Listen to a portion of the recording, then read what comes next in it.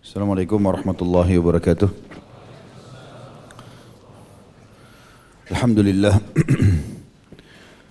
Wassalatu wassalamu ala rasulillah. Segala puji bagi Allah subhanahu wa ta'ala, dan juga salawat dan taslim kepada Nabi besar Muhammad sallallahu alaihi wasallam. Melanjutkan bahasan dosa-dosa besar kita, dan insya Allah malam ini semoga Allah berkahi kita akan masuk ke dosa besar ke-97. Setelah sebelumnya kita membahas dosa besar ke-96, masalah memisahkan antara orang tua dengan anak. Dan pada malam ini kita akan membahas tentang masalah mengambil hak waris orang lain. Imam Az-Zahabi rahimahullah mengangkat sebuah hadis.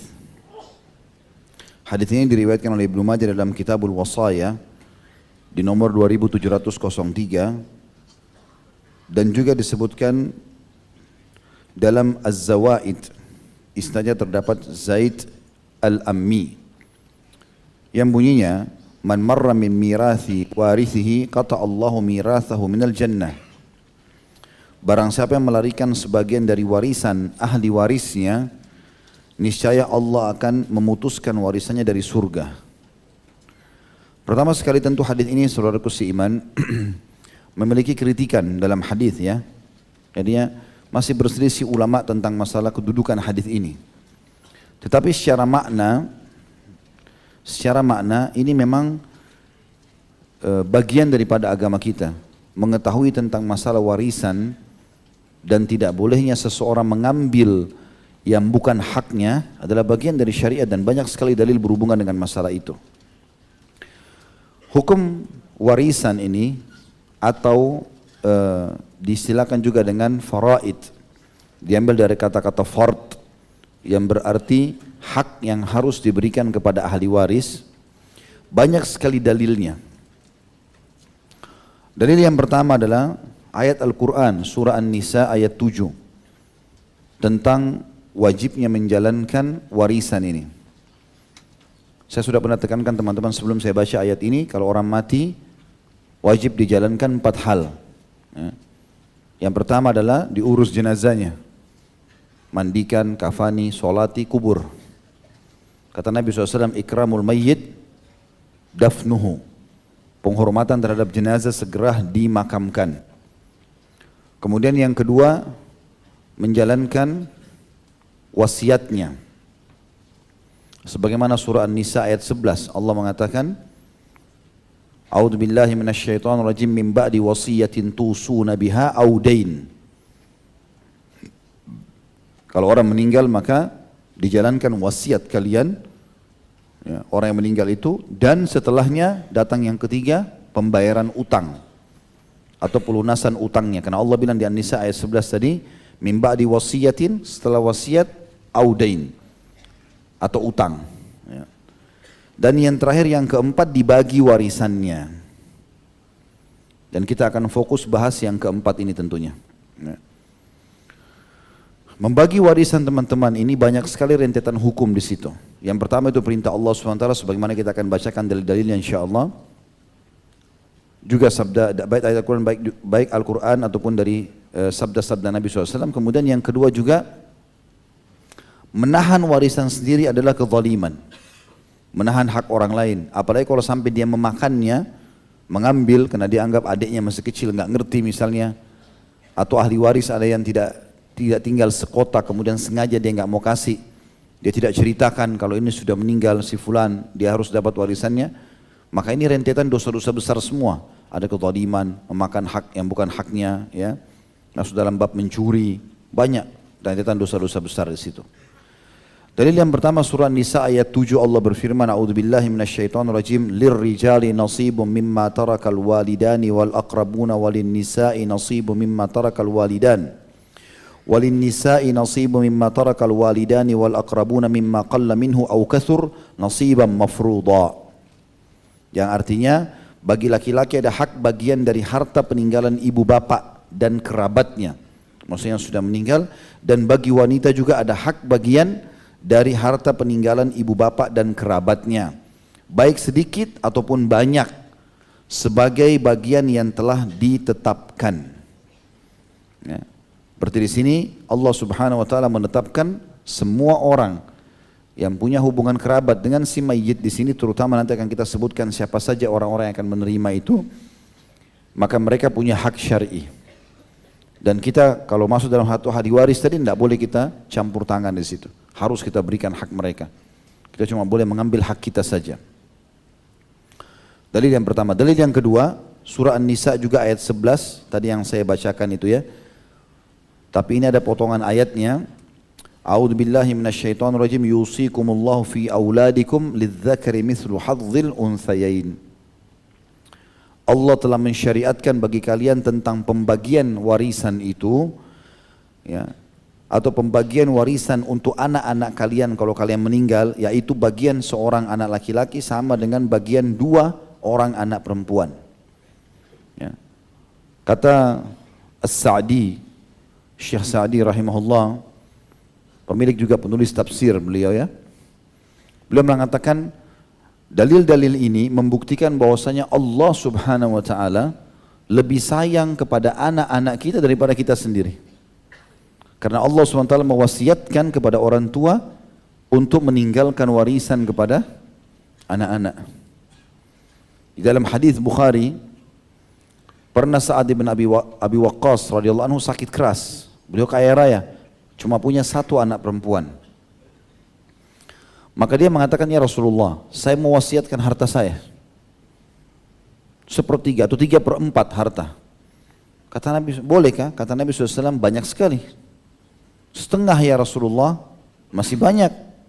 1/3 ya Rasulullah, 1/3 pun boleh tapi masih banyak. Ketahuilah wahai Sa'ad, engkau meninggalkan anakmu dalam keadaan kaya, jauh lebih baik, lebih mulia daripada mereka engkau tinggalkan dalam keadaan miskin, mengemis sama orang-orang. Perhatikan dalil, Nabi SAW menyuruh Sa'ad untuk meninggalkan warisan. Karena di sini berarti ada hak di situ, ya, yang harus difikirkan. Lalu kemudian seorang tabi'in masyhur Sa'id bin Musayyib rahimahullah berkata, seseorang harus mencari rezeki yang luas, yang halal. Karena dengan itu dia bisa bayar utangnya. Ya. Kemudian juga dia bisa memuliakan kedudukannya, dia bisa memenuhi kebutuhannya, dan kalau dia mati maka akan menjadi warisan bagi ahli warisnya. Dia meninggalkan nama yang baik. Maka ini semua adalah dalil-dalil yang sangat jelas tentang masalah warisan. Juga dalam hadis Nabi SAW, tadi tentu dalil itu tidak disebutkan dalam buku yang sedang saya baca ini, dari Minhajul Muslim, tapi di sini dalil tadi saya datangkan tambahan. Dalil yang lain adalah hadis riwayat Bukhari dan Muslim, juga Imam Ahmad meriwayatkan masalah ini. Nabi SAW bersabda, alhiqul faraidha bi ahliha, fama baqiya fali aula rajulin zakar. Berikanlah bagian warisan yang telah ditentukan dalam kitab Allah kepada para pemilik haknya. Lalu bagikan harta yang tersisa, maka ia diberikan. Ya. Lalu bagian harta yang tersisa diberikan kepada ahli waris laki-laki yang paling dekat. Jadi kalau sudah dikasihkan orang-orang yang menjadi inti daripada pewaris, masih ada sisanya, maka diberikan kepada kerabat laki-laki terdekat. Ini juga perintah dari Nabi SAW, alhiqul faraid. Faraid jamak daripada fard, yang berarti kewajiban harta yang harus dibagikan. Juga sabda Nabi SAW riwayat An-Nasai, Abu Dawud, Tirmidzi, Ibnu Majah, Inna Allah qad a'ta kulla dhi haqqin haqqah fala wasiyata liwarith. Sesungguhnya Allah telah memberikan hak masing-masing pemilik hak. Suami dapat berapa kalau istrinya meninggal, istri dapat berapa, orang ayah dan ibu dapat berapa, anak dapat berapa, semua sudah ada. Ya. Maka ingatlah, kata Nabi SAW, tidak ada lagi wasiat untuk ahli waris. Kan tadi di antara hal yang dilakukan 4 bagi jenazah, yang pertama apa? Ngurus jenazahnya sampai dia dikuburkan. Kafani, mandikan, sholati, kemudian dikuburkan. Kemudian yang kedua wasiatnya. Nah wasiat ini teman-teman juga bagian daripada agama kita ya. Kita dianjurkan menulis wasiat. Dan Nabi SAW mengatakan Allah masih menghadiahkan buat kalian tambahan pahala dari harta kalian kalau kalian meninggal dari sepertiga harta kalian.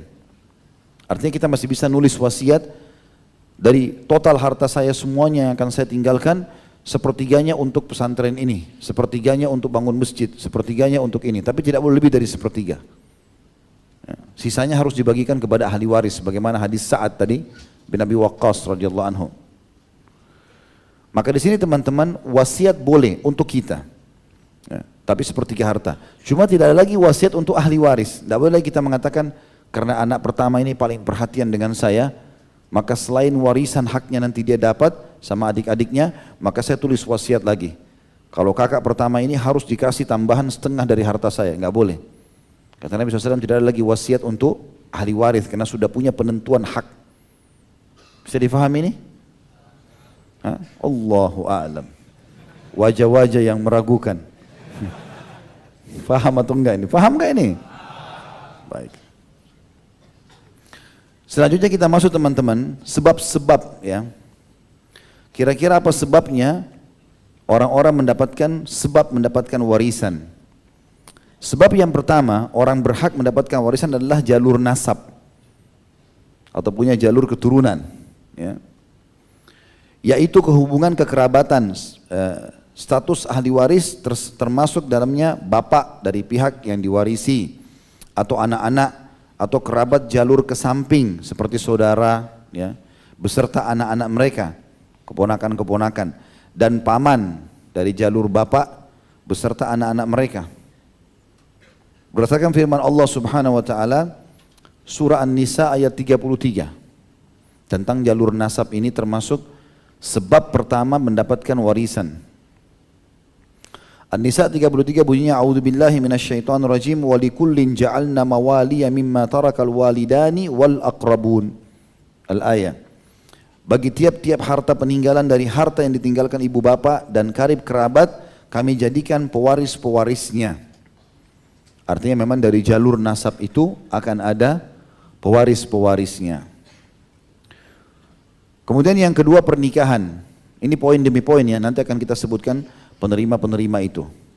Secara global dulu, sebabnya orang dapat warisan karena jalur nasab.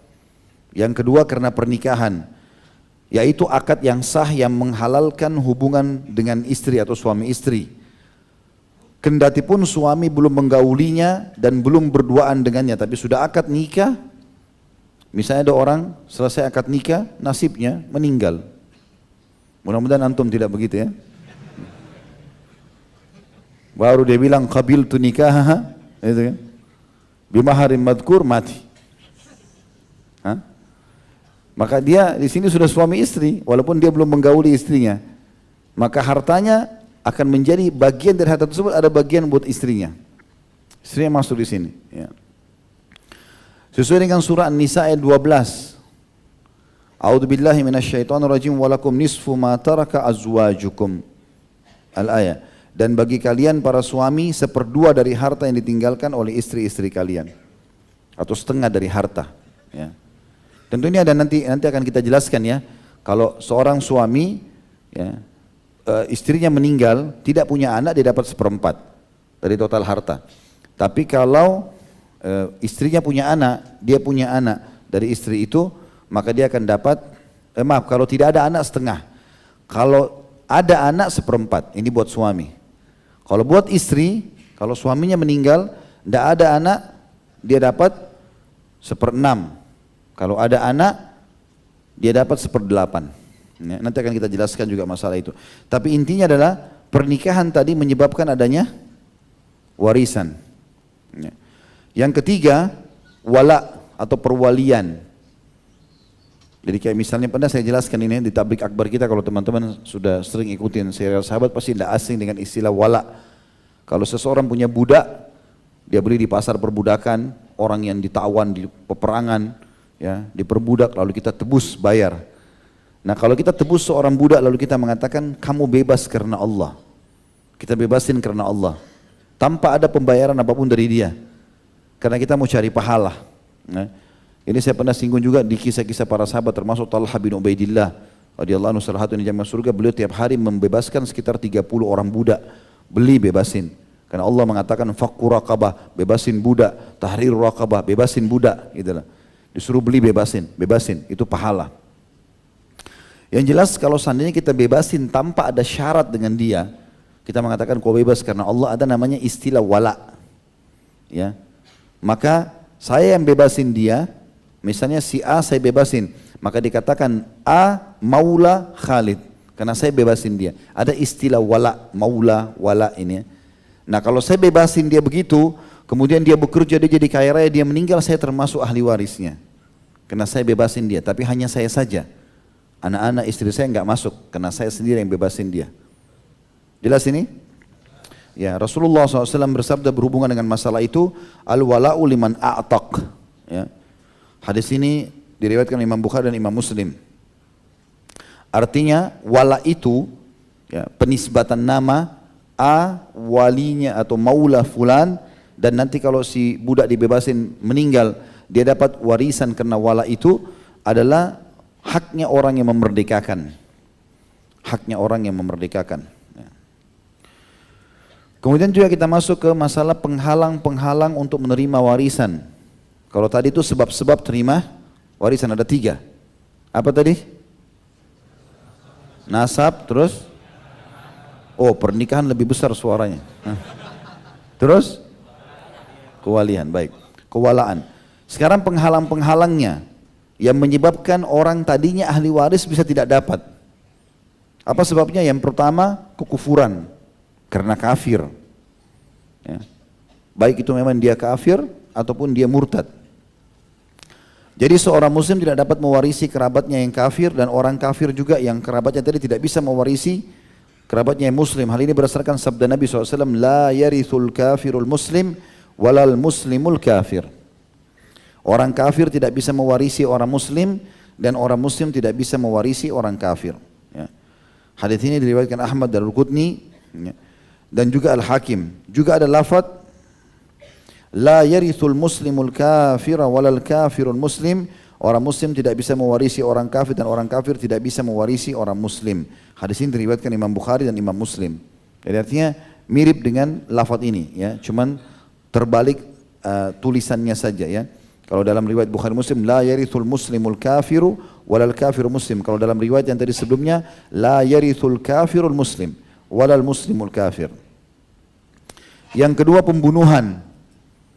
Ini menyebabkan, jadi kalau orang membunuh, dia tidak boleh mendapatkan warisan orang yang dibunuh. Ya. Ada adik kakak berantem, dia tusuk, si kakak tusuk adiknya, mati. Kan sebenarnya si kakak ahli waris karena dia saudara, tapi bisa nggak dapat karena dia yang membunuh. Ya. Jadi pembunuh tidak bisa mewarisi harta orang yang dibunuhnya. Hal tersebut sebagai sebuah hukuman baginya atas tindak kriminal yang dilakukannya. Jika pembunuhan itu dilakukan dengan sengaja. Kalau tidak sengaja nggak masuk. Ada orang misalnya tiba-tiba dia dikagetin, kemudian dia kena kaget, dia balik, dia tonjok, mati. Misal, ini contoh saja. Siapa tahu Masya Allah ada orang kepalanya besar, dikagetin dia tonjok, adiknya mati. Dia tidak sengaja, dapat warisan. Atau antum suami lagi tidur, mimpi berantem, ditonjok istrinya di sebelah, mati istrinya. Kalau betul-betul tidak sadar, ya. Kalau antum kena jengkel sama istri, kesempatan pura-pura tidur di siku, mati, nggak dapat warisan. Ya. Ini biar adil, perempuan juga begitu. Jangan sampai dia tidur, dia mimpi, ngigau, ambil pisau di dapur, suaminya ditusuk. Siapa tahu? Ini contoh, karena saya tahu ada keluarga saya dulu gitu, dia tidur, dia nggak sadar, dia jalan muter-muter turun tangga, tapi tidur nggak sadar, kan berbahaya. Makanya Nabi SAW mengatakan diangkat pena catatan dosa ataupun pahala itu dari 3 orang, termasuk orang gila sampai dia sadar, orang tidur sampai dia bangun, anak kecil sampai dia balik. Nah itu contoh saja. Tapi kalau orang sengaja itu tidak dapat. Ini sesuai dengan sabda Nabi SAW, laisa lil qatili min tarikatil maktuli syai'.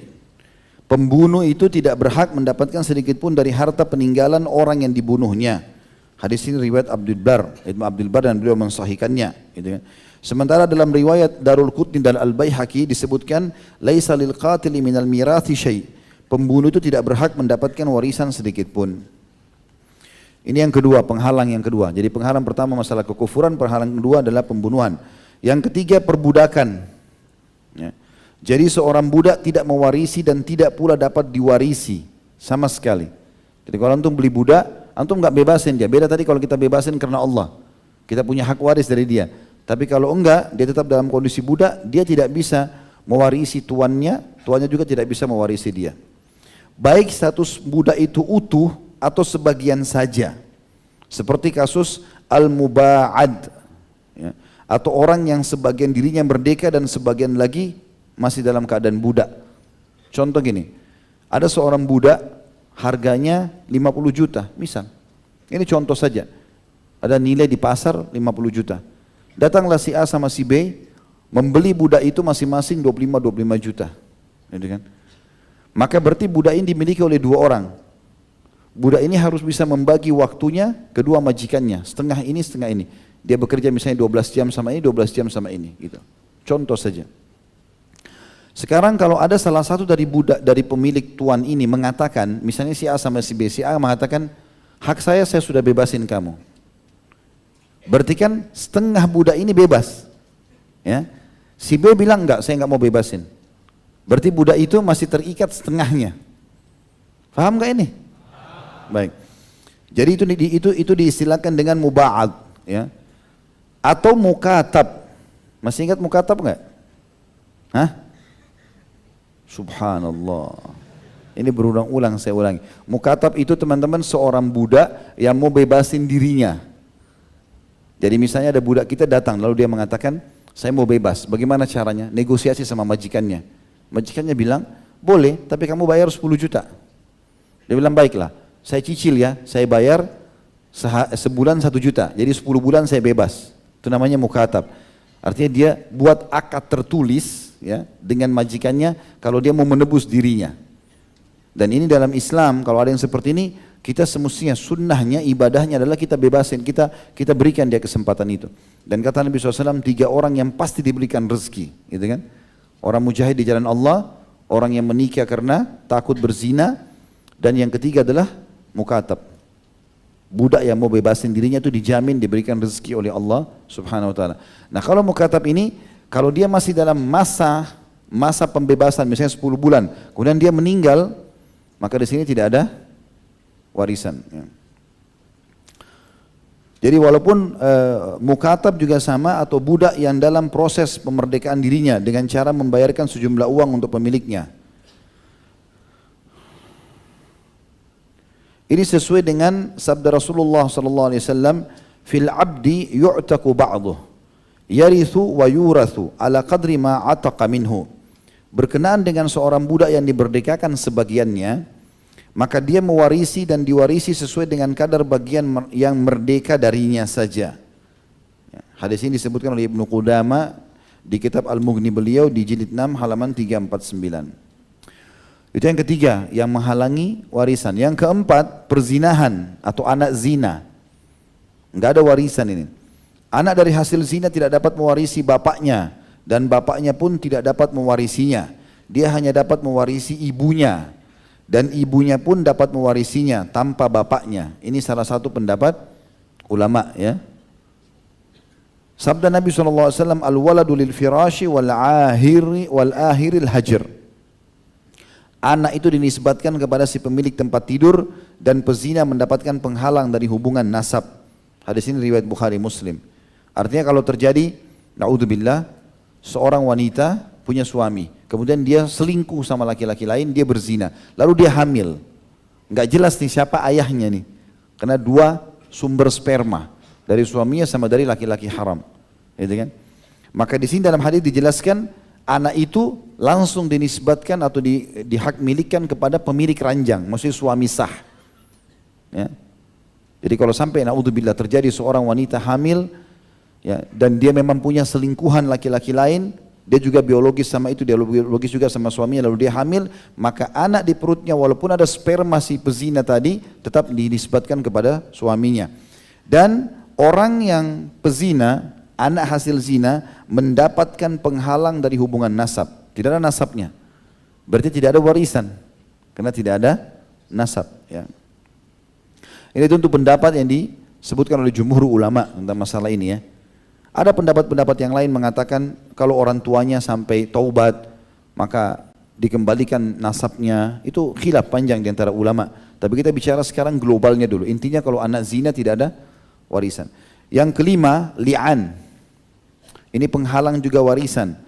Li'an itu kalau suami istri saling menuduh sebenarnya ya. Kalau ini selingkuh, saling bersumpah. Yang itu. Jadi anak suami istri yang melakukan li'an tidak dapat mewarisi bapaknya yang tidak mengakui status anak tersebut. Dan bapaknya juga tidak boleh mewarisinya karena dikiaskan dengan anak dari hasil zina. Jadi misal ada, na'udzubillah, seorang suami. Dia pulang ke rumah, dia temukan istrinya lagi selingkuh sama laki-laki lain.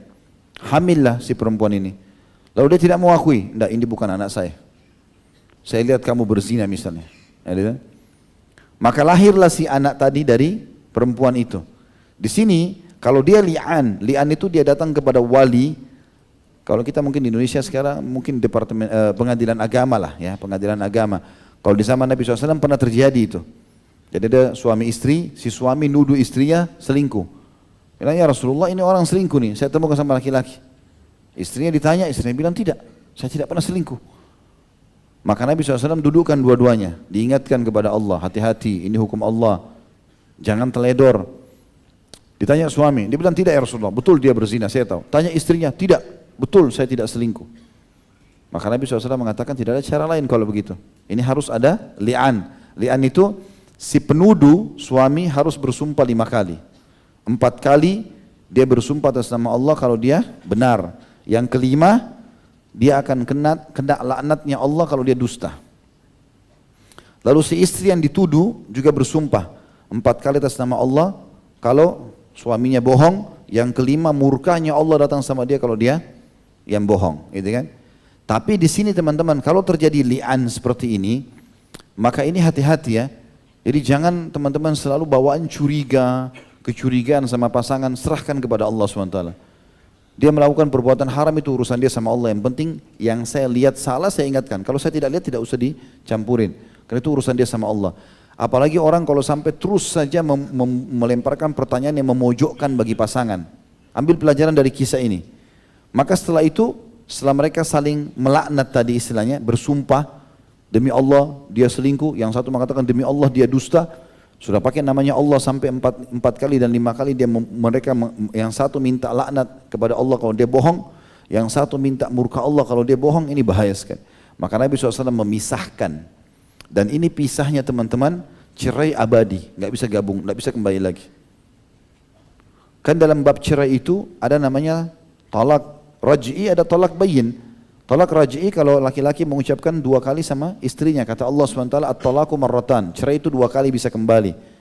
Saya ceraikan kamu, tidak emosi, tidak dalam keadaan mabuk, kondisinya sadar, dia memang mau ceraikan istrinya, maka jatuh talak 1. Di sini mereka masih bisa kembali selama 3 kali masa haid, masa rujuk, tidak usah akad nikah. Lewat dari masa haid 3 kali maka harus akad nikah baru, saksi baru, mahar baru dan seterusnya. Dia ucapkan lagi misalnya 6 bulan kemudian, yang kedua kalinya terjadilah cerai, masih bisa kembali lagi. Tapi kalau dia ucapkan yang ketiga, namanya tolak bayin, udah nggak bisa lagi. Satu-satunya pintu dia boleh kembali pada istrinya kalau istrinya menikah sama laki-laki lain, pernikahan yang normal, bukan direkayasa. Terjadi perceraian dengan suami yang kedua, barulah terbuka variabel untuk bisa kembali ke mantan suami yang pertama. Berarti masih ada celah bisa kembali. Gitu kan? Tetapi berat karena harus digauli oleh laki-laki lain dulu dan tidak boleh rekayasa. Makanya salah satu dosa besar kita dulu kan la'anallahul muhallil wal muhallal lahu. Allah melaknat orang yang muhallil, ini artinya orang yang menceraikan istrinya sampai 3 kali lalu dia ajak temannya nikahi istri saya, tapi pura-pura setelah akad nikah kamu langsung ceraikan. Ini Allah laknat. Dan orang yang membantu juga temannya, dia nikahi mantan istrinya ini kemudian dia ceraikan langsung, ini juga kena laknat. Maka nggak boleh rekayasa. Tapi li'an ini yang sedang kita bahas ini, karena saling menuduh ini, maka tidak bisa lagi kembali. Mau si mantan istri nikah sama laki-laki lain, cerai lagi, nggak boleh lagi. Ya, makanya ini tidak boleh main-main dengan masalah ini. Makanya setelah sumpah itu kata Nabi SAW kepada keduanya, sungguh pasti ada yang berdusta di antara kalian. Ya. Maka kalau orang sudah saling li'an, karena dia tuduh, ternyata terceraikan dan si perempuan hamil punya anak, maka di sini tidak ada warisan. Dari dua pihak, tidak boleh si ayah tidak mengakui anaknya mewarisi, juga anak tersebut ini dikiaskan pada anak zina. Yang keenam adalah istihlal. Istihlal ini artinya anak bayi yang baru lahir, belum sempat menangis, mati. Ya. Maka di sini tidak ada warisan. Gitu. Baik, ada syarat-syarat warisan teman-teman sekalian. Syarat-syarat warisan. Yang pertama, tidak adanya salah satu penghalang dari penghalang-penghalang warisan yang disebutkan tadi. Karena penghalang itu membatalkan hak waris. Ya, tadi sudah kita sebutkan, poin-poinnya ada 6 ya. Yang kedua, kematian orang yang diwarisi walaupun secara hukum, yaitu misalnya hakim memutuskan bahwa orang yang hilang itu dianggap telah meninggal dunia karena orang yang hidup tidak mungkin berstatus mati secara bersamaan dalam waktu yang sama. Misal contoh, ada seorang wanita, suaminya pergi ke luar negeri, lalu putus kontak, nggak ada sama sekali hubungannya. Nggak ditahu suaminya ini masih hidup kah, enggak kah, nggak pernah telepon, nggak ditahu alamatnya, dan sekian tahun tidak kembali. Maka si istri mengadukan pada hakim di sini. Di sini tentu khilaf di antara ulama tentang masalah waktu. Ada yang mengatakan 6 bulan, ada pendapat yang mengatakan 4 tahun. Kalau seorang laki-laki hilang selama 4 tahun tidak ada berita sama sekali, maka hakim bisa menentukan keputusan. Jadi bisa dijatuhkan perceraian untuk si perempuan tersebut sehingga perempuan itu bisa menikah lagi. Bahkan bisa ditentukan di situ bahwasanya dianggap dia sudah meninggal kalau jelas-jelas mungkin lokasi yang dia pergi atau mungkin dia naik kapal, satu kapal semuanya itu tidak ditemukan, tidak ada informasinya. Kapal tenggelam di lautan kah, pesawat hilang, kayak sering kita dengar ada pesawat hilang, meledak, nggak ditemukan di mana. Maka informasi tentang kematiannya lebih jelas gitu ya. Artinya lebih cenderung sekian 80% sekian meninggal dunia. Maka ini juga bisa menjadi penyebab ya, atau syarat boleh dibagikannya warisan. Yang ketiga, status ahli waris itu hidup pada saat orang yang memberikan warisan meninggal dunia. Jadi penerima hidup.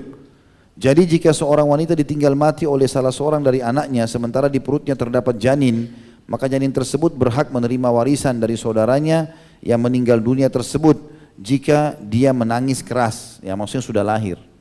Karena tadi kan salah satu penahan warisan adalah dia lahir belum sempat menangis, artinya lahir meninggal dalam di perut ibunya. Tapi kalau dia sudah sempat keluar, dia nangis, tangisan pertama pun itu sudah masuk dalam ahli waris. Ahli waris sekarang teman-teman sekalian dari kalangan laki-laki, yang pertama suami. Suami berhak mewarisi harta istrinya jika istrinya meninggal dunia meskipun istrinya itu telah ditalak selama masa iddahnya belum habis. Ya. Jadi masa iddahnya, jika masa iddahnya telah habis maka tidak berhak mendapatkan warisan. Kan kalau diceraikan, misalnya orang mengatakan pada istrinya saya ceraikan kamu, masa iddahnya 3 bulan. Ya. Di masa iddah itu kalau si istri meninggal dia masih tetap termasuk hak waris karena di masa iddah ini hak rujuk itu paling besar pada suami. Makanya Allah mengatakan dalam Al-Quran, wa bu'ulatuhunna haqqu biraddihinna, ya, dan para suami mereka lebih berhak merujuki mereka. Nah, di masa iddah itu.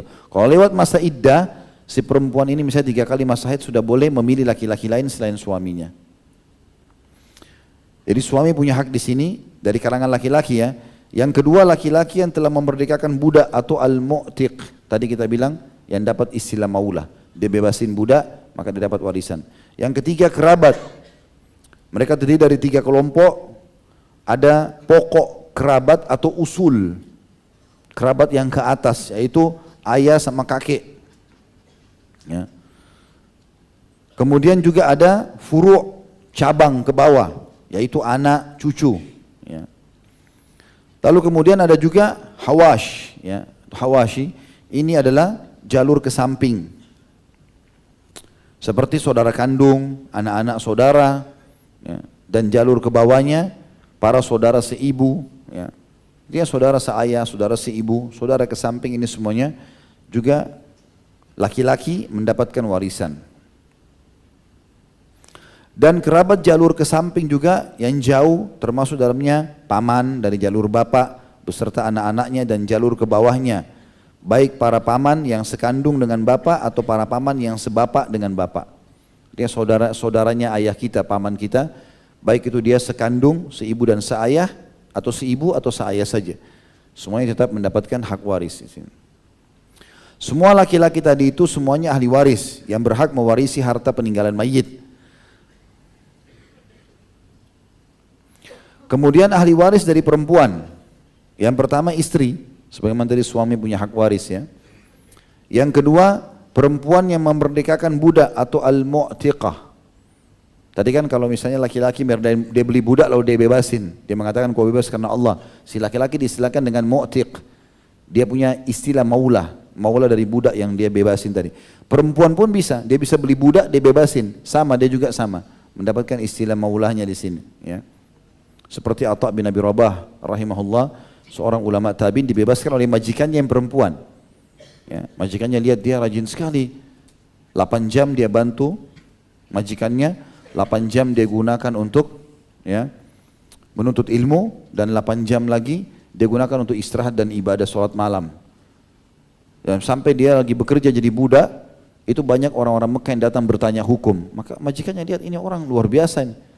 Padahal Atha bin Abi Rabah punya banyak kekurangan fisik rahimahullah, tapi karena luasnya ilmunya orang banyak bertanya. Maka di musim haji di Mina, majikannya naik di atas sebuah batu lalu mengiklankan, mengatakan, wahai muslimin, saksikanlah kalau aku bebasin budak, aku bebasin Atha bin Abi Rabah dari keterbudakannya lillah, karena Allah dan untuk maslahat muslimin.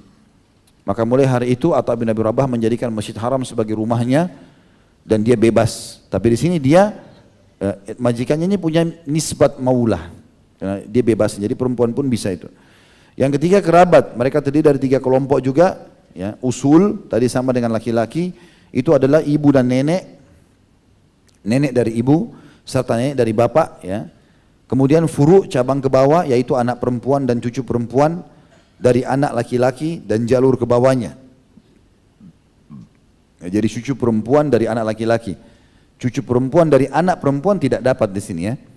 Cucu perempuan dari anak laki-laki, kita punya anak laki-laki punya anak lagi, maka itu dapat warisan juga. Yang ketiga kerabat wanita jalur ke samping atau hawashi tadi, saudari secara mutlak, saudari seayah seibu atau saudari seayah.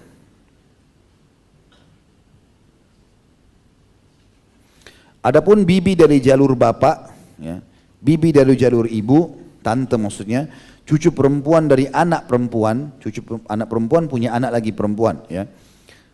Cucu laki-laki dari anak perempuan dari saudara laki-laki, serta anak perempuan paman dari jalur bapak tidak berhak menerima warisan secara mutlak. Sebagaimana sudah kita jelaskan tadi ya. Baik. Kita sekarang masuk teman-teman, dan ini mungkin ketutup dengan ini karena ini panjang sekali ya bahasannya tentang masalah warisan. Tidak bisa semuanya saya paparkan. Insya Allah nanti akan ada waktunya. Ini akan ada waktunya kita menjelaskan panjang lebar ini. Sekarang kita jelaskan persentase pendapatan setiap ahli waris secara global. Ada yang mendapatkan setengah dari warisan. Yang mendapatkan setengah dari warisan ini adalah yang pertama suami. Bisa mendapatkan setengah peninggalan istrinya. Kapan itu?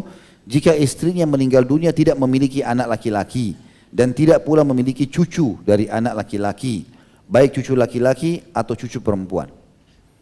Jadi kalau seorang suami punya istri, meninggal istrinya nggak punya anak, baru menikah, wanita ini orang kaya meninggal, nggak ada anak, nggak ada juga cucunya, gitu. Maka ini berarti dia mendapatkan setengah dari peninggalan harta istrinya. Yang kedua yang menerima setengah adalah anak perempuan. Jika tidak ada saudara laki-laki yang bersamanya atau saudari perempuan. Ada orang kaya raya seperti kasus Sa'ad bin Abi Waqqas tadi. Dia punya cuma 1 anak perempuan, gak ada yang lain. Ya, tidak ada saudaranya, tidak ada saudarinya nih anak perempuan. Tidak ada saudaranya, baik 1 orang ataupun lebih. Sehingga dia tidak mewarisi bagian setengah. Kecuali jika dia sendirian tanpa ada orang-orang tersebut. Artinya kalau dia sendiri dia dapat setengah harta. Jadi kalau orang menikah, suami istri punya anak 1 perempuan saja, dia kaya raya suami istri. Meninggal salah satunya, maka istrinya, si ibu meninggal, maka si anak ini perempuan bisa mendapatkan setengah juga. Yang ketiga cucu perempuan dari anak laki-laki. Kalau kita punya anak laki-laki, dia punya anak lagi, ini dapat warisan. Saya sudah bilang tadi, kalau cucu dari anak perempuan tidak mendapatkan warisan. Jika dia sendiri, sementara tidak ada bersamanya cucu laki-laki atau anak perempuan, atau anak laki-laki, jadi si mayit meninggal tidak punya anak, cuma ada cucu perempuan, dan cucu ini pun tidak punya saudara laki-laki atau saudara perempuan yang lain, dia bisa mendapatkan setengah. Yang keempat, saudari sekandung. Ini juga dia dapatkan setengah jika dia sendirian, dengan syarat tentu tidak ada saudara laki-lakinya, karena kalau ada, kita punya adik perempuan, kita punya kakak laki-laki, kalau ada kakak laki-laki dia tidak bisa dapat setengah ini, karena ini kuat saudara laki-laki di sini. Tapi kalau tidak ada saudara laki-laki, dia sendirian saudari perempuan, maka dia mendapatkan itu. Kemudian saudari sebapak, saudari sekandung berarti saudari ibu, dan saudari sebapak artinya mungkin seorang laki-laki poligami, punya dari 2 istri, anak masing-masing, maka ini namanya saudara atau saudari sebapak. Jika sendirian, sementara tidak ada bersamanya saudara laki-laki, tidak ada bapak, ya. Jadi tidak ada si bapaknya dan tidak ada juga saudarinya atau saudaranya, maaf. Ya, dan dia sendiri, maka dia mendapatkan setengah. Ini tentu ada tabel-tabelnya semua ya. Dan sekarang sudah tidak asing lagi, banyak bahkan ada aplikasi yang sangat mudah. Begitu kita masukkan, saya pernah lihat sendiri aplikasi itu ya, tapi tidak ingat namanya sekarang. Kalau ada orang meninggal si fulan, misalnya meninggal seorang laki-laki, dia meninggalkan 2 orang anak laki-laki, 2 orang anak perempuan, 1 saudara, 1 saudari, maka dapat berapa? Langsung keluar sendiri persentasenya, gitu kan? Sudah langsung keluar sendiri, ini dapat 1/6, ini dapat setengah, ini dapat 2/3 dan seterusnya. Ya. Jadi ini kita kasih gambaran globalnya. Itu kalau orang mendapatkan setengah dari harta. Ada yang mendapatkan 1/4 dari harta, dibagi 4 harta tersebut, yaitu suami dan istri. Suami kapan dapat 1/4? Tadi poin pertama yang dapat setengah suami. Syaratnya istrinya nggak punya anak, juga tidak punya cucu. Tapi dia akan dapat 1/4, persentase yang dia dapatkan lebih kecil, tadinya bisa setengah, sekarang jadi 1/4, kalau istrinya punya anak atau punya cucu. Ya. Maka pindah hak suami dari setengah menjadi 1/4. Istri juga termasuk bisa mendapatkan 1/4 jika suaminya meninggal, dibalik sekarang suami meninggal dan tidak memiliki anak dan juga tidak memiliki cucu dari anak laki-laki, baik cucu laki-laki ataupun cucu perempuan. Jadi istri bisa dapat 1/4, ini persentase terbesar bagi istri. Ya. Tadi saya keliru, sempat saya sebutkan 1/6 ya. Ada saling saya singgung istri dapat 1/6, ya, ini keliru, tapi dia dapat 1/4 kalau nggak ada anak suaminya. Kemudian juga ada persentase 1/8. Ini istilah-istilah digunakan dalam Al-Quran ada ya. Setengah, 1/4, juga ada 1/8. 1/8 ini hanya bisa didapatkan oleh istri bila suaminya meninggal memiliki anak atau cucu. Tadinya persentasenya dia dapat 1/4, sekarang bisa berubah jadi 1/8 kalau suaminya punya anak ataupun cucu. Kemudian ada juga istilah 2/3. Ya. Ada juga istilah 2/3. 2/3 ini lebih besar lagi, gitu kan? Dia dapatkan. Dan ini yang pertama yang mendapatkan 2/3 dari warisan 2 anak perempuan atau lebih. Jadi kalau anak perempuan 1 itu beda, dia bisa dapat setengah. Tapi kalau dia 2 orang dapat 2/3. Ketika tidak ada anak laki-laki, yakni mereka tidak memiliki saudara keduanya. Jadi cuman orang menikah punya anak dua-duanya perempuan, maka ini dapatnya 2/3. Kalau ada saudara laki-lakinya tidak, harus laki-laki 2 bagian dari perempuan. Ya. Kemudian yang kedua, cucu perempuan atau lebih dari anak laki-laki. Ya. Dan ini jika tidak ada anak sekandung, jadi cucu akan dapat kalau anak tidak ada. Ya. Kalau anak ada, cucu nggak dapat. Jadi cucu ini pindah masuk dalam furu cabang kalau anaknya si mayit tidak ada. Tidak ada saudara kandung atau anak kandung dari si mayit baik laki-laki ataupun perempuan. Yang ketiga, 2 saudari sekandung atau lebih. Saudari kita dari samping, saudara adik atau kakak perempuan kita. Kalau ada 2 orang atau lebih dan kita meninggal, maka mereka bisa dapat 2/3 dari harta jika tidak ada bapak dan tidak ada anak kandung. Selama tidak ada ya, suaminya, tidak ada ayahnya si mayit, dan tidak ada juga anaknya, maka si saudari ini bisa dapat, sama dengan posisi tadi cucu itu. Juga dua saudari sebapak atau lebih, ini sama, saudari sekandung, seibu atau saudari sebapak. Tinggal dua istilah teman-teman sekalian, ada sepertiga dan ada seperenam. Ya. Kalau yang sepertiga dapat sepertiga ibu. Jika orang yang meninggal dunia tidak memiliki anak dan cucu, ada mayit tidak punya anak, tidak punya cucu, belum menikah, masih bujang, ada ibunya hidup. Ibunya dapat di sini sepertiga dari hartanya. Jika orang yang meninggal dunia tidak memiliki anak dan cucu dari anak laki-laki, baik laki-laki maupun perempuan, dan tidak memiliki dua saudara atau lebih, baik laki-laki ataupun perempuan, betul-betul dia sendiri, anak tunggal, dia meninggal, ibunya dapat warisan di sini sepertiga harta. Yang kedua, dua saudara seibu. Kalau ada saudara kita seibu, satu kandung dengan kita, satu rahim, dan mereka dua orang bersaudara. Jika berbilangan dua atau lebih, sementara orang yang meninggal dunia tidak memiliki bapak atau kakek, ya, anak laki-laki dan cucu dari anak laki-laki, baik laki-laki ataupun perempuan, maka dia dapat sepertiga. Tapi kalau ada ahli waris yang lain, tentu jumlah persentasinya berbeda. Kita sekarang bicara global, induknya. Siapa saja yang dapat setengah, siapa saja dapat seperenam, sepertiga, ya, 2/3, dan apa saja syarat-syaratnya gitu. Kemudian yang ketiga yang dapat sepertiga juga kakek. Jika dia bersama saudara-saudara, sementara bagian sepertiga itu lebih banyak bagian baginya ketika jumlah saudara lebih dari 2 orang laki-laki atau 4 orang perempuan. Jadi kakek bisa dapat kalau tidak ada ayah, ya, dan juga saudara-saudara si mayit lebih dari 3 orang ke atas. Karena mereka nanti kalau lebih dari 3 orang itu digabungin persentase mereka. Yang terakhir seperenam. Seperenam itu ibu, tadi kan ibu bisa dapat seperempat juga, ya. Maaf, ibu bisa dapat sepertiga, bisa juga dapat seperenam jika orang yang meninggal memiliki anak atau cucu. Tadi kan ibu dapat sepertiga kalau tidak ada saudaranya mayit. Nanti anak tunggal belum menikah tidak punya saudara juga, ya. Tidak punya saudara, nggak punya anak, maka ibunya dapat sepertiga. Tapi kalau dia punya saudara atau dia punya anak sudah menikah, maka ibunya mendapatkan seperenam. Pindah persentase dari sepertiga menjadi seperenam. Yang kedua nenek, jika yang meninggal dunia tidak memiliki ibu lagi, ibunya sudah meninggal tapi neneknya masih hidup, maka neneknya pengganti ibunya di sini. Tentu kalau ada ibu berarti nenek nggak dapat, ya, berarti nenek tidak dapat di sini. Kemudian yang ketiga, bapak, dia mewarisi seperenam bagian secara mutlak bagi orang yang meninggal itu, ya, baik orang itu meninggal memiliki anak atau tidak. Jadi bapak kita selalu dapat seperenam, baik kita punya anak atau tidak. Kalau ibu kan berbeda. Kalau kita punya anak, dia dapat seperenam. Kalau dia tidak, kita tidak punya anak, dia dapat sepertiga. Ya.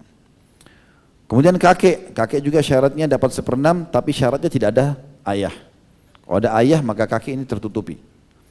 Kemudian saudara seibu, ke samping, adik sama kakak kita, baik laki-laki ataupun perempuan, dia mewarisi seperenam bagian. Jika orang yang meninggal dunia tidak memiliki bapak, kakek ataupun anak juga cucu. Kalau tidak ada semua ahli waris, tidak ada ayah, tidak ada kakek, ya. Tidak ada juga anak ke bawah, maka saudara kita leluasa mendapatkan warisan tersebut, ya. Saudara seibu dapat seperenam. Kemudian cucu perempuan dari anak laki-laki, ya. Cucu perempuan dari anak laki-laki. Jadi kalau anak kita perempuan, cucu dari situ tidak dapat warisan. Tapi kalau anak laki-laki punya anak lagi, kita punya cucu dari situ, maka dapat warisan. Ini juga bisa dapat seperenam. Dia mewarisi seperenam bagian jika dia bersama dengan anak perempuan tunggal. Artinya dia di sini posisi cucu dan ada anaknya si mayit tapi satu orang saja perempuan. Maka di sini juga dia termasuk bisa mendapatkan seperenam. Dan ada beberapa syarat berhubungan dengan masalah itu, ya. Yang terakhir adalah saudari sebapak. Ya, saudari sebapak. Jadi tadi kayak kasus laki-laki poligami punya 2 orang istri dan ada banyak anak-anaknya di situ, ya. Maka anak-anak ini partner dalam mendapatkan warisan tadi. Dan sebagaimana saya bilang teman-teman, masalah warisan ini masih panjang lebar, ya, bahasannya. Ya, jadi saya temukan di beberapa buku bahkan dibabkan khusus gitu. Tapi yang ingin kita titik beratkan sebenarnya bukan penjelasan masalah pembagian warisannya. Tadi itu globalnya saya sampaikan. Karena ini butuh materi khusus, mungkin butuh pertemuan beberapa kali untuk menjelaskan, terus ada papan tulis, ditulis tabelnya, diperlihatkan ini dapat sekian, seperti ini hitungannya. Dan di buku Minhajul Muslim ada dijelaskan masalah itu, ya. Itu yang saya bedah di beberapa tempat yang lain. Tapi yang jadi bahasan kita malam ini teman-teman adalah warisan itu wajib untuk dibagi dan tidak boleh ditunda dalam pembagiannya. Apapun alasannya, gitu kan?